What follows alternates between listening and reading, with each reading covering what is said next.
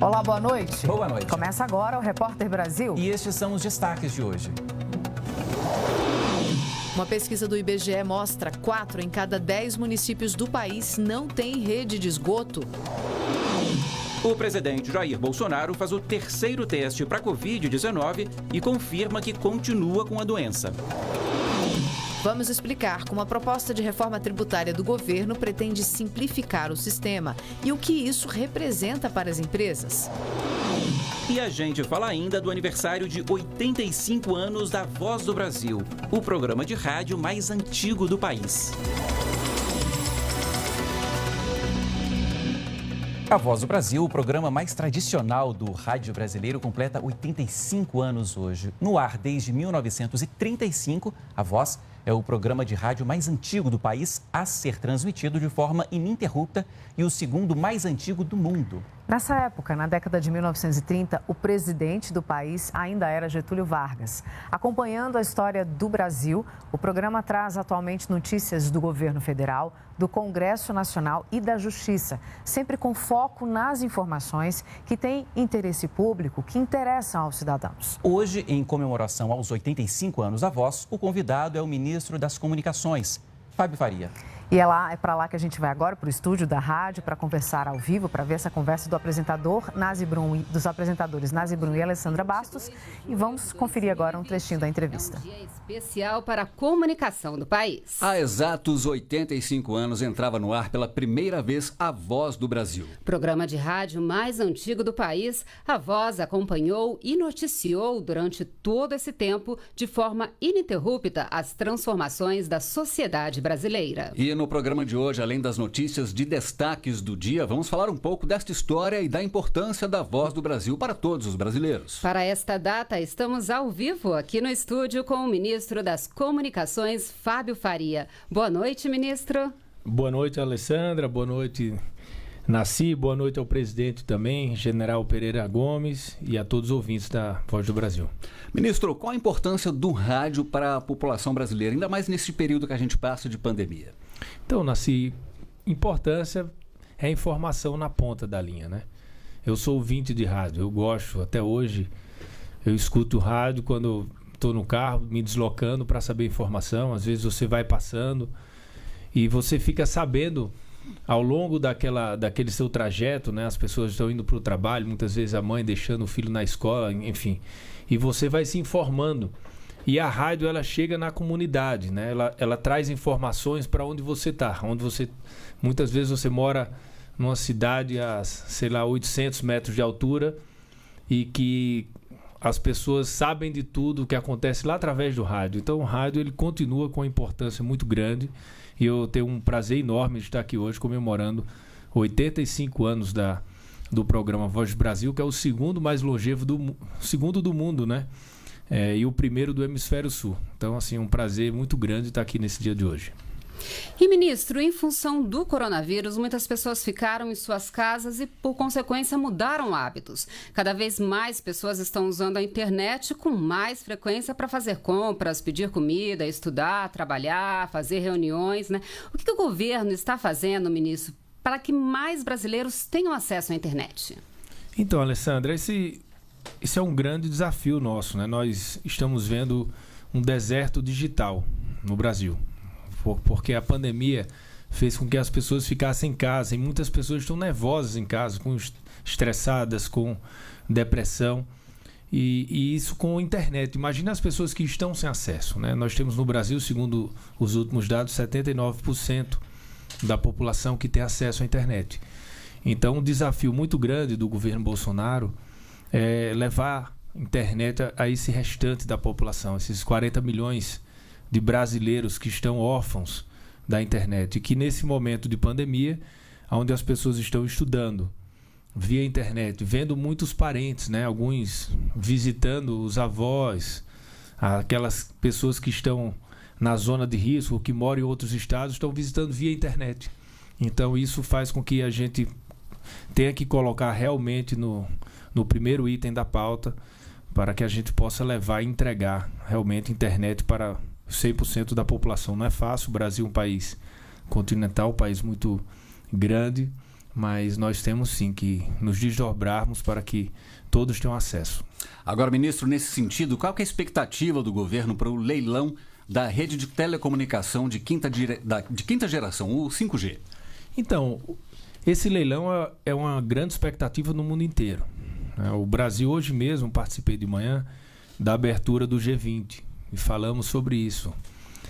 Hoje cedo, estavam ali 20 países reunidos e todos falando sobre a evolução da internet, o 5G, né, que vai acontecer no Brasil. Já falei em outras entrevistas que será no próximo semestre, no primeiro semestre do ano que vem. Até pela pandemia, né, houve atrasos nos testes de campo, mas o Brasil está esperando isso acontecer, porque nós teremos uma mudança significativa, né? Telemedicina, os veículos, né, que vão surgir, que eles vão ter com menos latência, eles vão conseguir veículos autônomos. Você vai conseguir, por exemplo, um médico fazer uma cirurgia à distância. Quem imaginou isso há 10 anos atrás, 5 anos atrás? Então o 5G ele traz um novo... Não é só aumentar a velocidade da internet, ele traz com ela várias mudanças significativas na vida do cidadão brasileiro. Então, assim, é um momento que vai ser muito importante. O presidente é um assunto dele. Eu estou lá no Ministério para cuidar, para receber todos os players desse setor, conversar com eles, tentar saber qual é a expectativa deles, o que é que eles podem oferecer para o povo brasileiro, para o nosso país, levar para o presidente e dele partir a decisão, né, de quem ele deseja que fique com o 5G aqui no Brasil. Na Rede Nacional de Rádio você encontra 2 reportagens especiais sobre a história da Voz do Brasil. E hoje você também pode acompanhar ao vivo, no link, a transmissão do clássico Corinthians e Palmeiras pelo Campeonato Paulista. É daqui a pouco, a partir das 9h. O presidente Jair Bolsonaro fez mais um teste de Covid-19 hoje. O resultado confirmou que Bolsonaro tem a doença. Esse foi o 3º exame positivo do presidente em 15 dias. Segundo a Secretaria de Comunicação da Presidência da República, Bolsonaro segue em boa evolução de saúde e é acompanhado pela equipe médica da presidência. O estado de São Paulo teve hoje o maior número de novos casos de coronavírus, isso num só dia. Da capital paulista, ao vivo, a repórter Anne Zanetti traz os detalhes para a gente. Oi, Anne, boa noite para você. Olá, Paulo, Cátia, boa noite a vocês e a todos. 16.777. Esse é o número de novos casos de Covid de ontem para hoje. Com isso, o estado ultrapassou os 439 mil casos da doença. 20.532 pessoas morreram e quase 300 mil se recuperaram. O Comitê de Contingência da Doença admitiu que os registros de hoje foram maiores que o esperado, mas, na média, os números desta semana estão abaixo da semana passada. E aqui em São Paulo estão sendo testadas as 3 vacinas em manuseio clínico aqui no país. A mais recente, que o RBN mostrou inclusive ontem, é desenvolvida por pesquisadores da Pfizer e começa a ser aplicada em 500 voluntários a partir de agosto. Já a vacina de Oxford vai testar 50 mil pessoas no mundo, 10% delas aqui no país. E a chinesa Coronavac começou os testes ontem aqui no estado e terá a participação de 9 mil voluntários no total. Voltamos com vocês no estúdio. Obrigado, Anne. E os Estados Unidos anunciaram hoje que fecharam um acordo com 2 gigantes farmacêuticas para ter prioridade na compra de uma vacina em estado avançado de testes. Um acordo que supera os 10 bilhões de reais. Pelo acordo, os Estados Unidos terão a prioridade nas primeiras 100 milhões de doses da vacina desenvolvida pela Pfizer e BioNTech. Apesar de estar em fase de testes, inclusive aqui no Brasil, essa vacina apresentou ao mundo nessa semana resultados promissores, se mostrando segura. Se os estudos forem bem-sucedidos, as empresas esperam buscar autorização de uso emergencial ou alguma forma de aprovação regulatória a partir de outubro. A intenção do governo norte-americano é de fornecer a vacina gratuitamente gratuitamente. A assinatura do contrato vem no momento em que os Estados Unidos chegam perto dos 4 milhões de infectados por Covid-19, principalmente nos estados de Nova York, Califórnia, Flórida e Texas. Em todo o mundo, mais de 160 vacinas em potencial estão sendo desenvolvidas e testadas para tentar deter a pandemia da Covid-19, que já tirou a vida de mais de 600 mil pessoas no planeta. 23 delas estão com testes clínicos em humanos. Desse total, 3 anunciaram resultados promissores que podem treinar o sistema imunológico para reconhecer e combater o novo coronavírus sem efeitos colaterais graves. A Organização Mundial da Saúde afirmou que os pesquisadores estão fazendo um bom progresso no desenvolvimento de vacinas contra a Covid-19, mas ainda de acordo com a OMS, seu primeiro uso não pode ser esperado até o início do ano que vem. Uma pesquisa da Fundação Oswaldo Cruz aponta que a volta às aulas pode colocar em risco quase 10 milhões de adultos. Ao vivo, o repórter Paulo Garritano explica esse estudo para a gente. Oi, Garritano, boa noite. Boa noite, Paulo, Catiúcia, boa noite a todos que acompanham o Repórter Brasil. O levantamento mostra que não são só os estudantes e profissionais de educação que vão ficar em risco com a volta às aulas em todo o país, mas 9 milhões e 300 mil adultos e idosos que convivem com esses estudantes. A pesquisa alerta que os estudantes vão estar em situação de contágio muito grande, como, por exemplo, ônibus escolares e transporte público, além do comportamento de adolescentes que já andam sozinhos pelas ruas. Aqui no estado do Rio de Janeiro, o governo anunciou que as aulas na rede pública estão suspensas até o dia 5 de agosto. Vamos aos números do coronavírus. O estado ainda não divulgou os números de hoje. Os dados mais recentes são 145 mil casos, com 12.293 mortes, 124 mil pessoas se recuperaram. Paulo. Obrigado, Garritano. No Brasil todo, segundo o conselho que reúne os secretários estaduais de saúde, 82.771 pessoas morreram por causa da Covid-19. Até agora, está aqui o número exato, 1.284 pessoas só nas últimas 24 horas. Além disso, são 2.227.514 casos confirmados da doença, 67.860 também só nas últimas 24 horas, o maior número de novos casos desde o começo da pandemia. Em contrapartida, 1.532.138 pessoas que tiveram a doença se recuperaram. Um estudo com propostas para acelerar a economia do país no período pós-pandemia foi apresentado hoje. E os destaques são o incentivo à produção, infraestrutura e proteção social.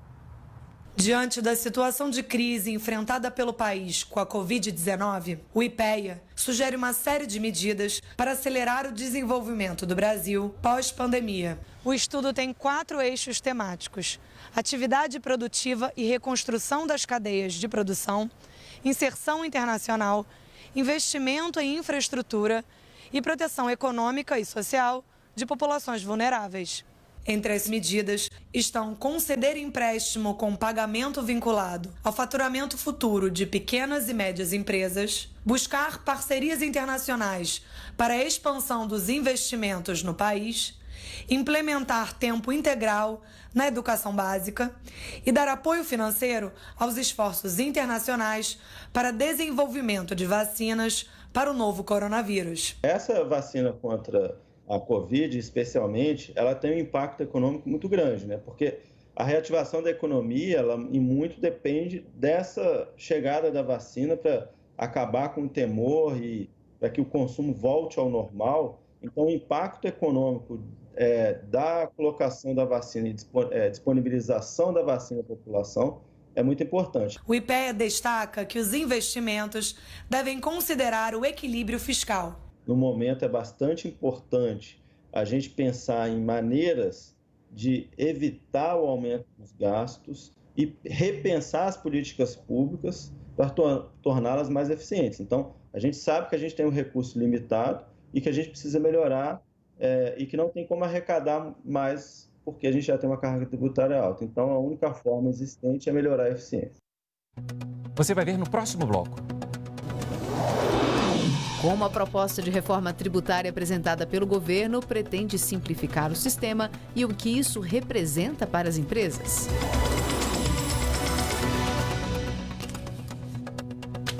Hoje, o Brasil visto de cima leva você ao litoral sul, deste que é um dos mais encantadores estados da federação. Na faixa que vai da fronteira do Rio Grande do Norte até a capital, Fortaleza, esperam por nós paisagens deslumbrantes, cidades cheias de vida e o incrível encontro da arquitetura contemporânea com a natureza selvagem. 8 da noite na TV Brasil. Em meio à mais grave crise da história, um setor foi fundamental para o país. Enquanto muitos tiveram que parar, o agro brasileiro continuou trabalhando. Se a gente parar, o povo para de comer, né? Vamos voltar, gente. Vamos seguir em frente. Só que um cuidando do outro, um protegendo o outro. Para retomar, o cuidado tem que continuar. O Brasil se prepara junto com você. Governo Federal. Daqui a pouco.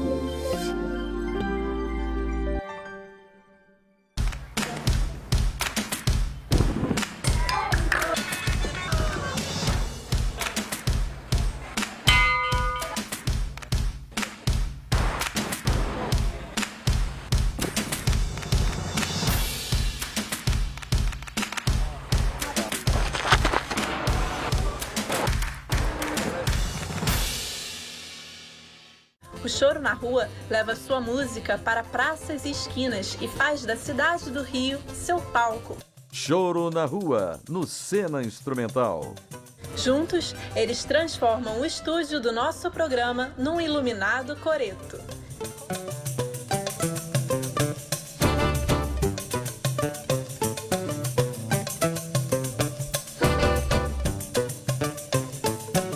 Sexta, 11h30 da noite.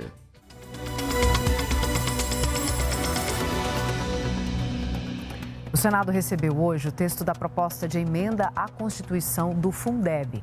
A PEC foi aprovada ontem lá na Câmara dos Deputados. A proposta torna permanente o fundo que garante 63% dos recursos para a educação básica no Brasil. Ao vivo, o repórter Daniel Ito traz mais informações para a gente. Oi, Daniel, boa noite. Boa noite, Paulo. Só peço para a técnica cortar um pouco do meu retorno, porque eu estou ouvindo o retorno da Voz do Brasil. Mas boa noite, Paulo, Catiúcia, também você que está nos assistindo. Indo ao assunto agora, após a aprovação ontem na Câmara dos Deputados, o texto da PEC chegou ao Senado Federal hoje, no final da tarde. O relator da proposta na casa vai ser o senador Flávio Arns. E ontem os deputados aprovaram, por ampla maioria, o texto dessa proposta que torna permanente o Fundeb. Foram quase 500 votos dos 513 parlamentares que ocupam a casa. Agora, no Senado, a expectativa é de que a PEC seja aprovada também com agilidade. A proposta aprovada na Câmara, lembrando aqui, essa proposta aprovada ontem na Câmara aumenta de 10% para 23% a participação do governo federal no Fundeb. E a maior parte desses recursos vai beneficiar municípios pobres, que hoje não conseguem alcançar um patamar mínimo por aluno nas suas escolas. Bom, e hoje no Palácio da Alvorada, o presidente Jair Bolsonaro comemorou a aprovação da PEC do Fundeb na Câmara dos Deputados. Vamos conferir. Uma negociação que levou anos, queriam 40%, eu queria dar 200%, mas só que não tem dinheiro. Então foi negociado, passou para 23%, comum acordo. E a Câmara e o Executivo, mostrou responsabilidade na aprovação do Fundeb do dia de ontem. E o governo conseguiu ontem mais uma vitória e aprovamos o Fundeb e o Senado deve seguir o mesmo caminho. A primeira parte da proposta de reforma tributária que o governo apresentou ontem ao Congresso quer simplificar o sistema. O que pode facilitar a vida dos empresários. Eles gastam hoje, em média, 1.500 horas por ano só para calcular impostos. Vamos ver na reportagem de Selma Dias. O PIS e o PASEP funcionam como uma transferência de renda do patrão para o trabalhador, que tem garantido o pagamento do seguro-desemprego e do abono salarial. Já a COFINS financia a Seguridade Social, como a Previdência e a Saúde. Esses impostos vêm das empresas e correspondem a 20% do faturamento tributário federal. Mas não é fácil apurar o valor exato deles. Da forma como é hoje, o mesmo produto pode ser taxado de várias formas e tem cobranças cumulativas que vão parar na Justiça. 25% do total de processos da Procuradoria-Geral da Fazenda Nacional tem a ver com PIS/PASEP e COFINS. A proposta do governo é acabar com esses dois tributos e criar a Contribuição Social sobre Operações com Bens e Serviços, a CBS, com alíquota fixa de 12%. Na prática, serão eliminados o PIS/PASEP sobre a folha de pagamentos, importação e receita, e a COFINS sobre a importação e a receita. A taxação ficará mais simples e incidirá apenas sobre a receita bruta do faturamento.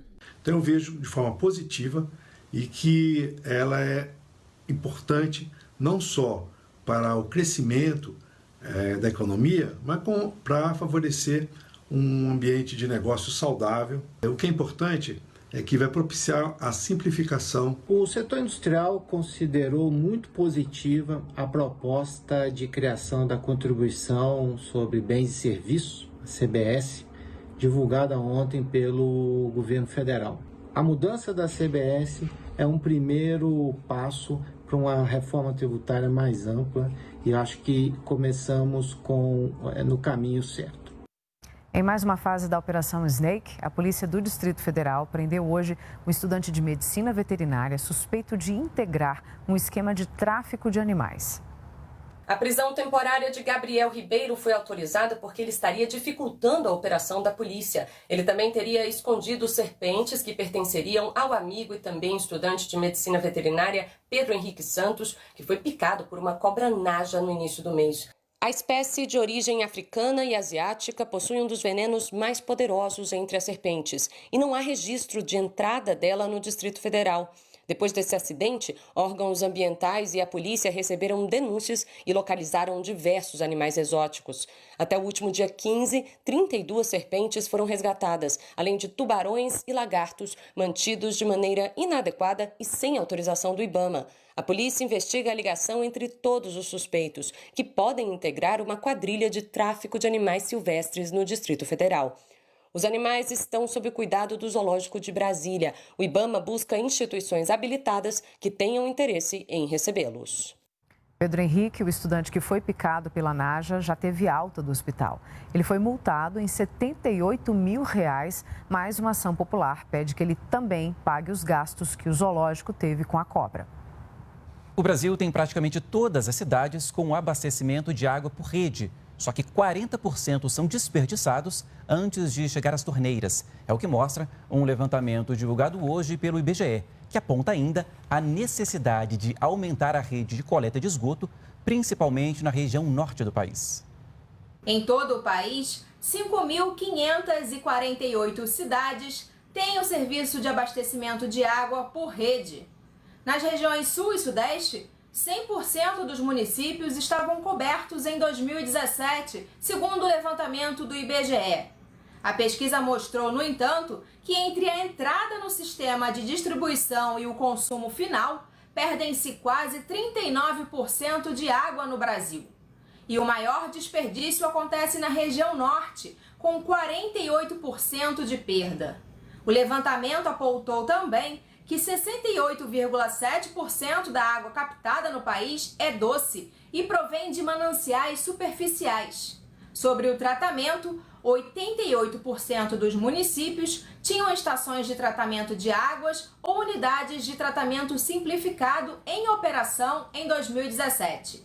5,5% do volume de água distribuídos no país não recebiam qualquer tratamento antes de chegar à população. Segundo a pesquisa do IBGE, o consumo de água por habitante é de 140 litros por dia no país, o que está dentro da recomendação da ONU, a Organização das Nações Unidas, que prevê o consumo diário de 110 litros de água como um consumo suficiente por pessoa. Apesar de o abastecimento de água ter um atendimento acima dos 90%, o acesso dos municípios à coleta de esgoto é desigual entre as regiões do país. Na região norte, apesar do serviço ter dobrado desde 89, ainda era a região com menor atendimento, com serviço em apenas 16,2% dos municípios. O brasileiro segue tendo que adaptar os hábitos mais corriqueiros por causa da pandemia. Em São Paulo, restaurantes por quilo tiveram que deixar de ser self-service para se adequar às normas de segurança. Para voltar a receber clientes, este restaurante por quilo em São Paulo fez algumas mudanças. Reduziu o número de mesas e colocou divisórias de acrílico como proteção. Além das outras medidas já adotadas pelo setor, o cliente não se serve mais. São os funcionários que colocam a comida no prato dos clientes. Aí a gente tirou o buffet, né? A gente tinha um buffet bem grande, de 80 pratos. As saladas a gente está trabalhando em bowls individuais, onde o cliente pega individualmente o bowl e os pratos quentes o funcionário está servindo. O Jota aprovou as mudanças, diz que se sente mais seguro. Para a gente, inclusive, é mais cômodo, porque a comida é servida e eu vejo uma total higiene em relação à asepsia do que é mostrado hoje da forma como a comida é servida. Em 6 de cada 10 restaurantes de pequeno porte do país, a comida é servida por quilo. São cerca de 270 mil estabelecimentos. A dúvida é se, apesar de todos os cuidados, os alimentos poderiam oferecer algum risco à saúde. As pessoas estando perto, mesmo quem vai servir como quem vai ser servido, enquanto ele está na fila, ele pode, de fato, emitir algumas gotículas ou até alguns aerossóis, e eles, com o decorrer do tempo, eles podem terminar se depositando em cima do alimento. Para se alimentar, ele vai ter que retirar a máscara. O risco da transmissão, se houver um indivíduo sadio portador ou um indivíduo com manifestação clínica leve ou moderada, o risco da transmissão ainda existe. Em Poços de Caldas, no sul de Minas Gerais, o primeiro casamento presencial desde o início da pandemia foi finalmente celebrado. Uma cerimônia pequena com rígidos protocolos de segurança. Veja como foi na reportagem da nossa afiliada Rede Minas. Recentemente, o casal Ana Paula e Celso Júnior subiram ao altar na Basílica Nossa Senhora da Saúde, a igreja matriz em Poços de Caldas. Com todas as precauções, máscara, aferição de temperatura e uso de álcool gel, o casamento contou com poucas pessoas e seguiu as medidas sanitárias recomendadas como prevenção ao novo coronavírus. Desde março, as celebrações, atos litúrgicos estão bem restritos em razão das medidas impostas pelas autoridades de saúde. O casamento de Ana e Celso foi o primeiro a ser realizado aqui na Basílica no período de pandemia. Nós estamos autorizados pelo bispo e, em diálogo com o comitê, as celebrações podem acontecer. Mas, é bom já dizer, terá que ter um plano de contingenciamento, não só sanitário, mas o contingenciamento até mesmo, né, do que os noivos querem. Agora, se o noivo fala, não, eu quero meu casamento com 300 pessoas, eu quero uma festa daquelas e tudo mais, então eu já digo, esquece. Por hora, esta situação, esse sonho não poderá ser realizado desse jeito. E o Repórter Brasil de hoje termina aqui. Você fica agora com o programa TV Brasil Esporte e tem mais notícias nos nossos boletins que começam depois do programa A Praia Viva. Mas antes de encerrar, a gente mostra uma homenagem feita pelo Teatro Municipal de São Paulo aos profissionais de saúde. 177 músicos da Orquestra Municipal do Coro Lírico e 12 solistas convidados gravaram cada um de sua casa a música Brindisi, que faz parte da ópera La Traviata de Giuseppe Verdi. Boa noite. Obrigado pela companhia, boa noite e até amanhã. Tchau.